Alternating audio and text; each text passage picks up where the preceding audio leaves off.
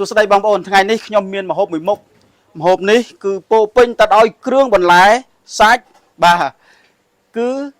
ធ្វើចាប់ឆាយជាមួយនឹងជើងជ្រូកជាមួយនឹងសាច់មាន់កោះមាន់បាទជាកដោស្បែកជ្រូកផ្សិតចំពោះស្ដែកផ្សិតចេថាវជាគ្រឿងរបស់ចាប់ឆាយគឺខ្ញុំធ្វើមួយឆ្នាំងនេះសម្រាប់បងប្អូននិងមិត្តភ័ក្តិមកជួបជុំគ្នាហើយសូមបងប្អូនទស្សនាដូចតទៅចាប់ឆាយយើងមានម្ហូបអ្វីមានមុខអ្វីខ្លះមានគ្រឿងអ្វីខ្លះដល់បងប្អូនសូមអញ្ជើញអ្នកនរគ្នាបាទវិធីធ្វើយើងចាប់ផ្ដើមបងប្អូនថ្ងៃនេះខ្ញុំដាក់ឈុតធំម្ដងបងប្អូនសូមបងប្អូនជួយទស្សនាឈុតធំ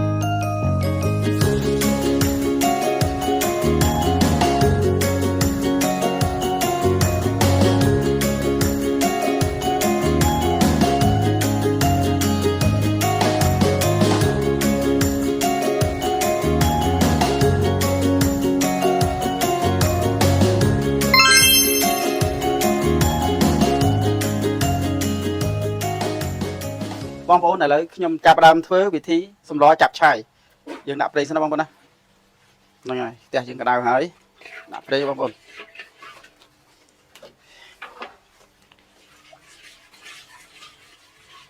មួយយើងដាក់ប្រេងយើងឲ្យក្តៅបន្តិចសិន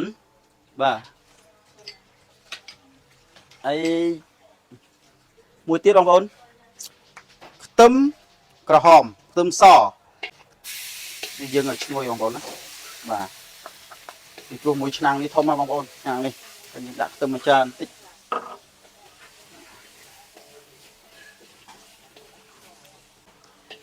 បាទបន្តមកបងប្អូនយើងក៏រំលែងខ្ទឹមក្រហមយើងហ្នឹងចឹងដែរមកបងប្អូនឲ្យឈ្ងុយបាទ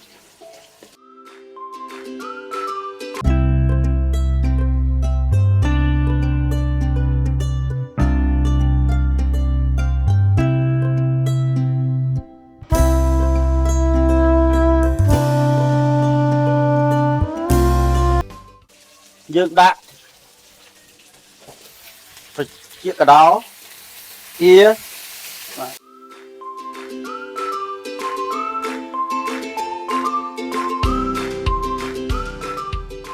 បន្តមកទៀតបងប្អូននេះគឺជាឆ្អឹងជ្រូក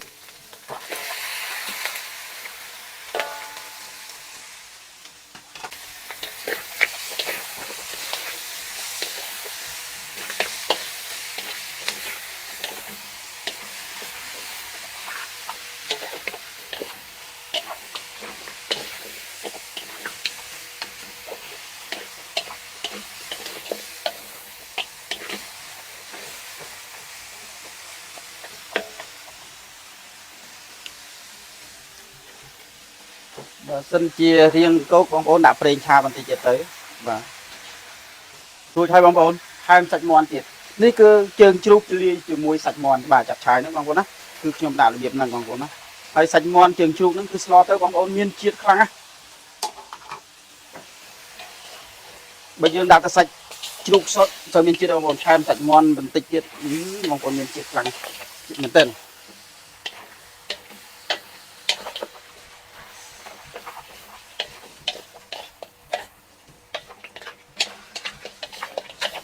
នៅមិនតាន់អស់ទេបងប្អូននេះគាត់ថាខ្ញុំ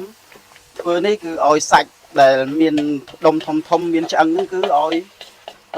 ឲ្យសពបឲ្យឆ្អិនបន្តិចសិននៅមានថ្លើមមាន់កោះមាន់ទៀតណាបងប្អូនណាចាប់ឆាយគឺត្រូវការច្រើនសាច់ច្រើនប្រភេទបាទមានកោះមានស្លាប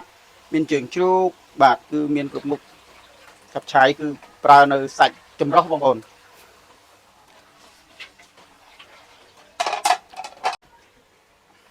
ហើយពេលនេះបងប្អូនណាសាច់យើងក៏បានស្ទាប់តិចហើយបងប្អូនស្ពាប់ហើយយើងក៏កូរវាបន្តិចទៀតទៅបាទហ្នឹងហើយបងកូរវាបន្តិចទៀតទៅ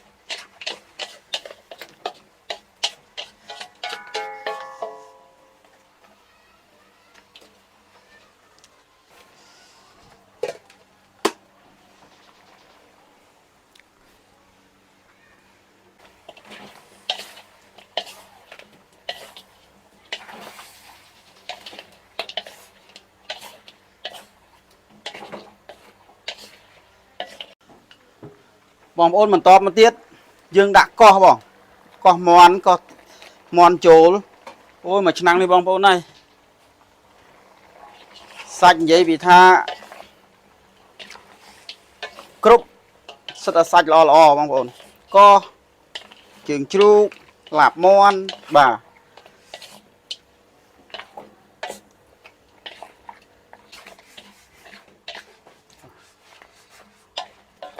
មានតទៅទៀតបងប្អូននៅមានមុខមហសាច់តទៅទៀត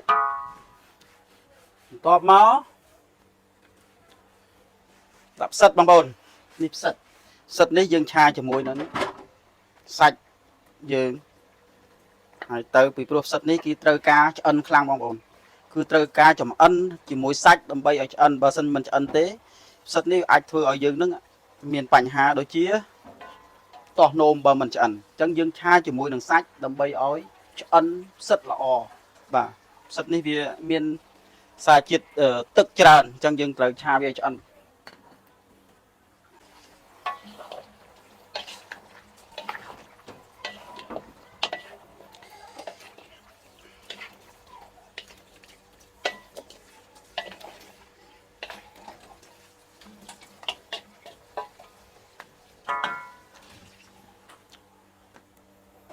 បាទបងប្អូនបន្តមកទៀតយើងដាក់ស្លឹកត្រចៀកកដោបាទនេះហៅថាស្លឹកត្រចៀកកដោបងប្អូនណាបាទមានគ្រប់មុខបងប្អូនអើយថ្ងៃនេះមានគ្រប់មុខមួយឆ្នាំងនេះគឺគ្រប់មុខតែម្ដង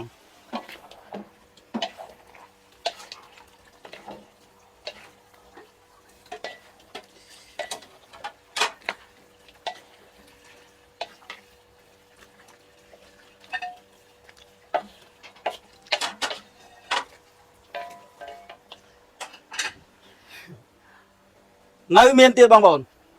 មួយទៀតស្បែកជ្រូក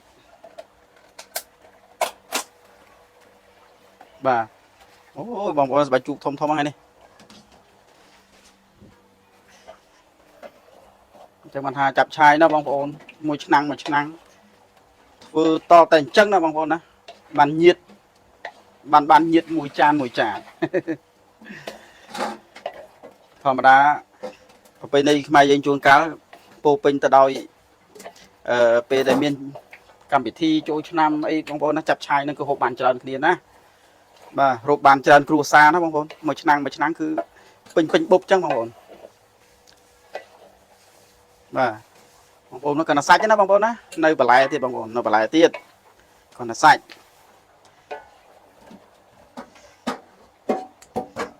បងប្អូននៅមួយមុខនេះបញ្ចប់ហើយបងប្អូនសាច់ចំនួនសាច់បងប្អូនពពុះសណ្ដែកបងប្អូនណាពពុះសណ្ដែកបាទអូដល់កបងប្អូនណាមួយឆ្នាំងនេះបងប្អូនហើយ នឹងឆាហើយបងប្អូនណាបើដាក់បន្លែទៀតតើធ្វើ2ដងហើយបងប្អូនបានអស់នេះគ្រាន់តែសាច់ណាបងប្អូន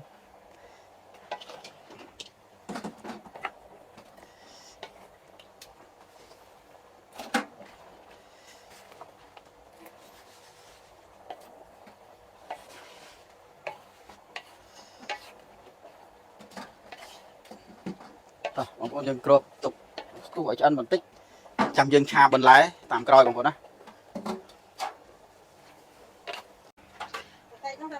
តើបងប្អូនឥឡូវខ្ញុំដាក់គ្រឿងបាទទី1អំបិល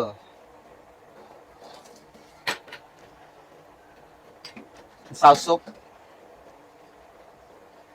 បាទទឹកត្រីទឹកស៊ីអ៊ីវខាប់ទឹកប្រេងខ្យងបងប្អូនសំទោសនេះទឹកប្រេងខ្យងមិនស៊ីអ៊ីវខាប់ទេបាទប៊ីចេងបាទមួយមុខទៀតបងប្អូនគឺมันអាចខ្វះបាននៅក្នុងចំហម្ហូបដែលយើងមានរសជាតិឈ្ងុយឆ្ងាញ់គឺមិនអាចខ្វះបានទេបងប្អូនអត់តប្រើបងប្អូនថានេះជាស្ករត្នោតបាទចាប់ឆាយណាបងប្អូនណាប្រើស្ករត្នោតគឺថាបង្កើននៅរសជាតិឃើញទេបងប្អូនណាស្ករត្នោតបងប្អូនបាទណាបងប្អូនស្ករត្នោតយើងនេះណាបងប្អូនណាធ្វើម្ហូបមានរសជាតិឆ្ងាញ់ណាស់បាទកុំចោលឲ្យសោះនៅផ្ទះគួរតែមានគឺរបស់ខ្មែរយើងពិតសុទ្ធសាធហើយឆ្ងាញ់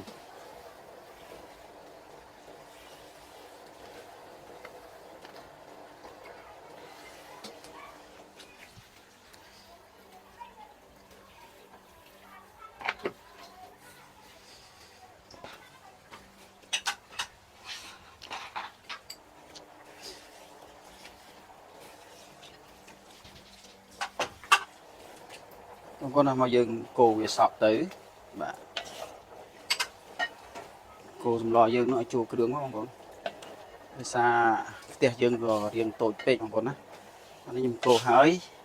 ខ្ញុំនឹងដូរផ្ទះដូរឆ្នាំងធំបាទបងប្អូនពេលដែលខ្ញុំដាក់បន្លែ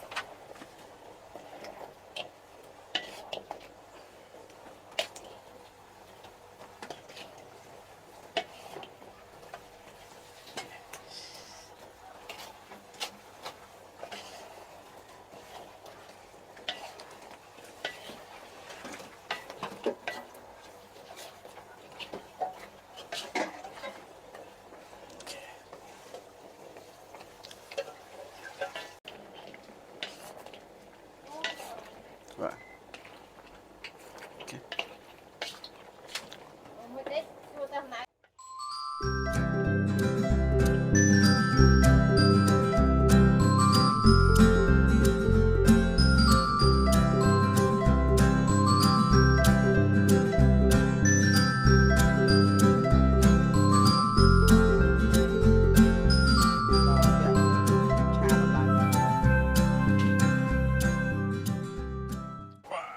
ចាក់ចូលឆ្នាំងចូលចាក់ចូលឆ្នាំងបងប្អូន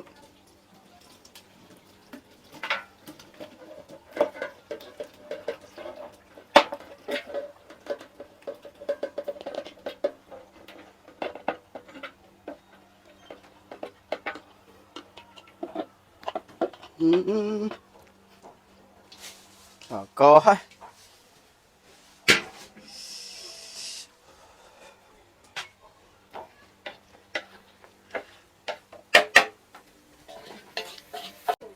តើបងប្អូនវានេះឆាបន្លែទុំ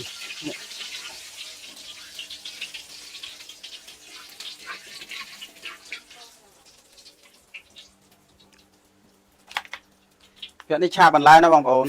បាទ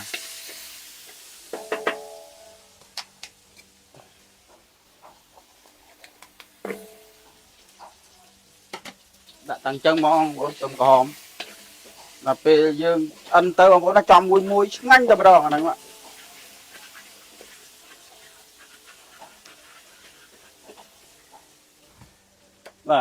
បន្លែនេះក៏យើងឆាដែរណាបងប្អូនបន្លែនេះក៏យើងឆា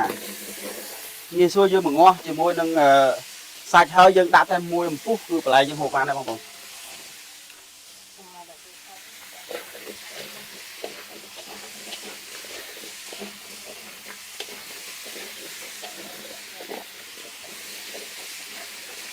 ấy dương cha bà lại kia sao con bố nó mình cha đặt lương này con đã đôi cái gì sai cái dương đạm mà đòn bên lai cái dương đạm mà đòn và các bạn thấy dương mình thôi kêu mình tích và làm bây ấy mình lại dương cho sọc sạch này kêu này dương đạm nó còn đạm lên cho cái đôi kia cho mong còn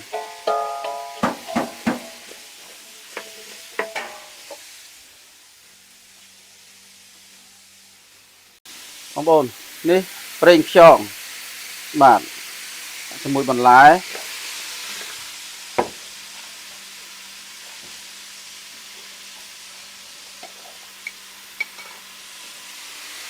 trên và từng từng bán đấy bông bồn đó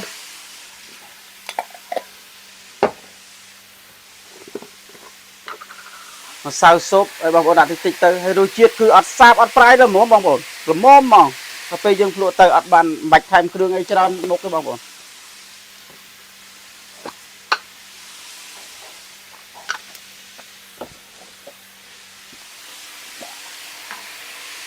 và score nốtបន្តិចណាបងប្អូន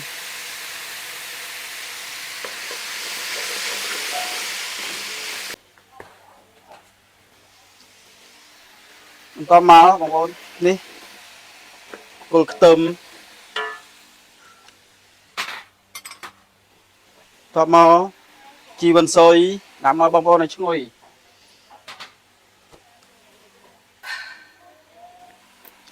រួចហើយទឹកត្រីបន្តិចមកបងប្អូន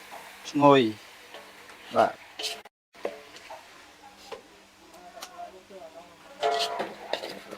បាទឃើញទេបងប្អូន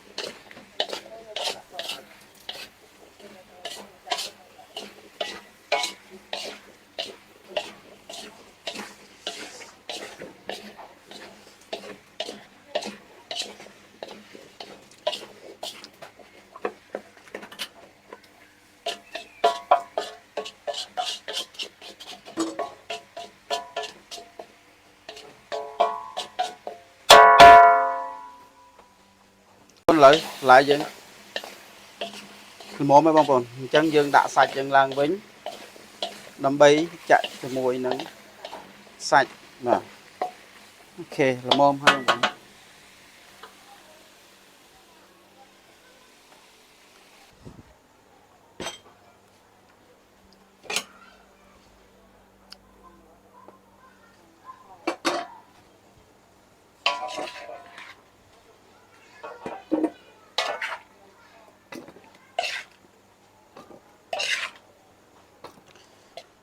ឆាបន្លែហើយបងប្អូនណាយើងដួសទុកសិនបាទហើយយើងមកងាស់សាច់យើងនៅក្នុងឆ្នាំងយើងនឹងឲ្យឆ្អិនល្មម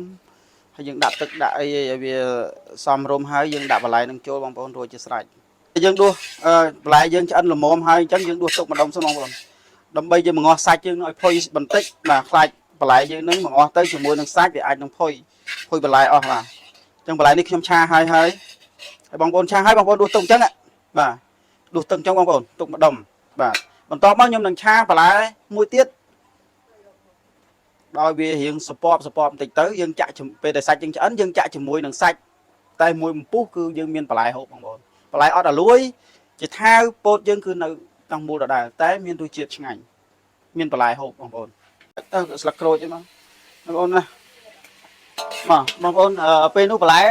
នោះសោះនេះនៅលៀងហើយនៅបាទ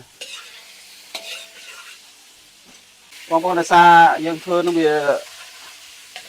ច្រើនបងប្អូនអញ្ចឹងយើងត្រូវតែឆាទាំងអស់ដើម្បីឲ្យជៀសវាងយើងមកងាស់សាច់ទៅវាខូចបន្លែយើងបងប្អូនអូននេះជាបន្លែហើយក៏យើងត្រូវឆាដែរបងប្អូនបាទយើងដាក់វាមួយស្ពបទៅបងប្អូនណាមួយស្លាប់ទៅបាទមួយនឹងស្ពៃក្តោបយើងហ្នឹងបាទ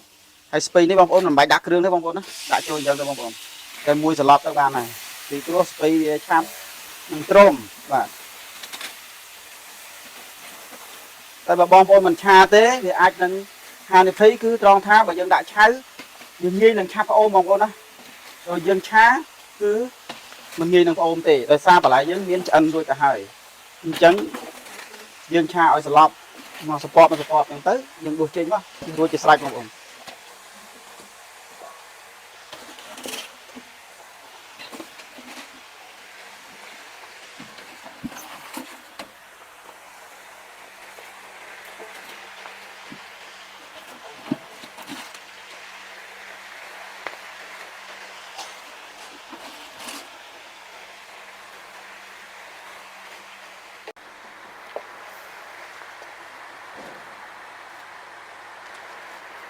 ពេលនេះចឹងបងប្អូនដល់ពេលវាទ្រាំទៅនឹងសល់តែតិចល្មមទេបងប្អូនអត់មានច្រើនទេពេលវាច្រើនណាស់ចឹង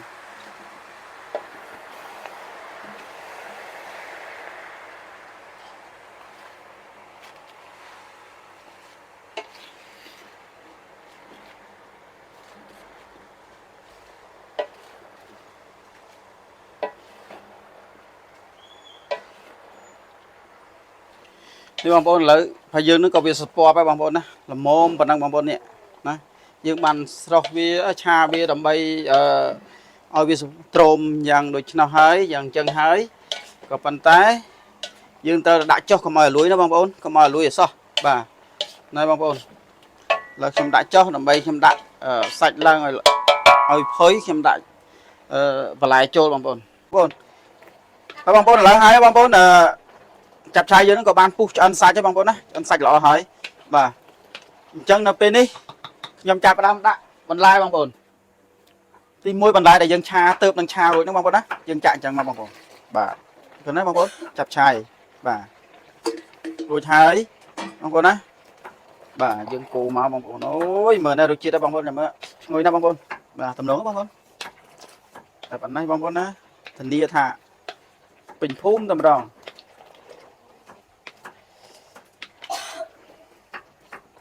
បាទ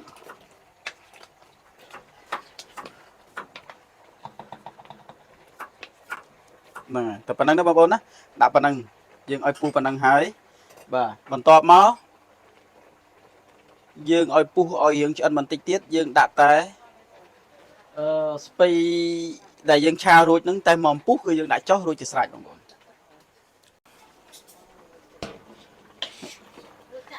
ហើយបងប្អូនឥឡូវនេះហើយយើងក៏បានដាក់ណាបន្លែដែលយើងឆាមិញណាបងប្អូនបាទដាក់ចូលទៅម្ដងណាបងប្អូននេះគឺជាបន្លែបាទអូមួយឆ្នាំងនេះបងប្អូន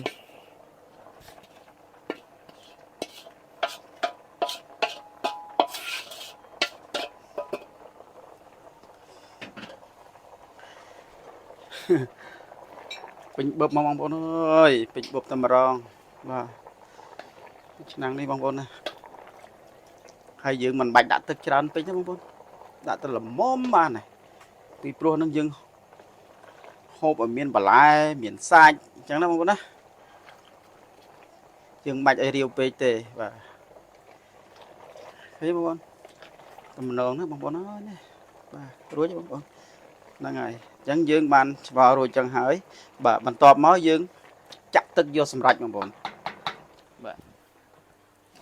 បន្ទាប់មកយើងចាក់ទឹកយកសម្រេចតែម្ដង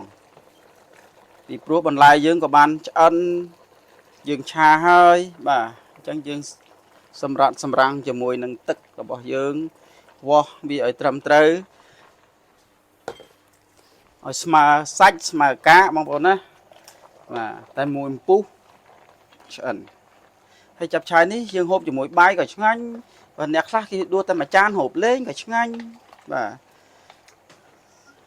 សងលើចំណង់ចំណូលចិត្តរបស់បងប្អូនហូបបាទតែភាគច្រើនរបស់ខ្ញុំវិញធ្វើហើយតែមួយចានគឺខ្ញុំអត់ហូបបាយទេបងប្អូនអើយគឺឆ្ងាញ់ហើយបាទអូខេបាទផលតោះយើងបំពងខ្ទឹមបង្ហើយទឹកបង្ហើយ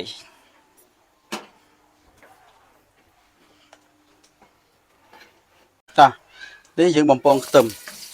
សម្រាប់ចាក់ឆាយរបស់យើងទឹកបង្ហើយអូខេបងប្អូន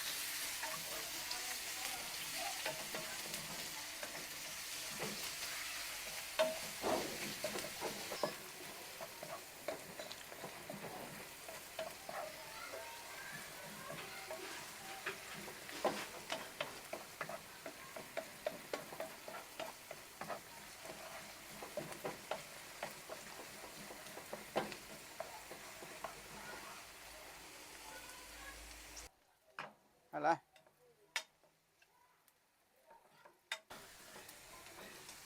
Nghe bông bồn bà dương đại chỉ tức bằng hai đó bông bồn bà chặt chai dương rồi chứ bông bồn